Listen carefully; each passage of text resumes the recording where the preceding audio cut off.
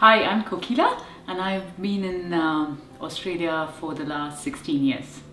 Hi, my name's Anisha and I've been in Australia so far the whole of my life.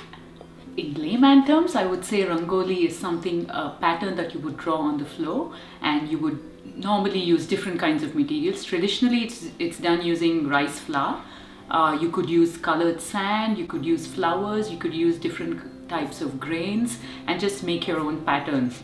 And it's got both a aesthetic appeal as well as it's got some spiritual traditional meaning as well to it. Back in the good old days when people were living in shelters which was not as well protected as how it is now, they would actually use the Rangoli powder to actually deter insects from coming into their house. The mixture of lime powder and rice was used to deter the insects, not to kill them. Unlike what we do these days where we use pesticides, sprays, a lot of other things. They preserved life in every form back then. Actually, it was my grandmother who actually introduced me to Rangoli.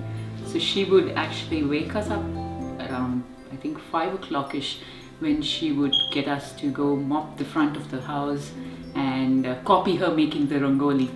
My grandma, once in the morning when I went to India when I was really little, we went outside and then she gave us the Rangoli powder, and then she did one design and then she told me and my brother to have a try. So we both did that and then that's how I got into Rangoli. Yeah, I think the ones which I tend to like is the ones which are the ones where you actually put the dots in first and then try to connect the dots to make different patterns. Where they say that the floor represents the sky and the dots represents the star, and you actually try to connect the dots to make different patterns. It's fun because not a lot of people do it in the world, and it's kind of like an odd one out art, which I like. Personally, for me, when I was growing up, I was just told to do things just the way they are without questioning why it was done.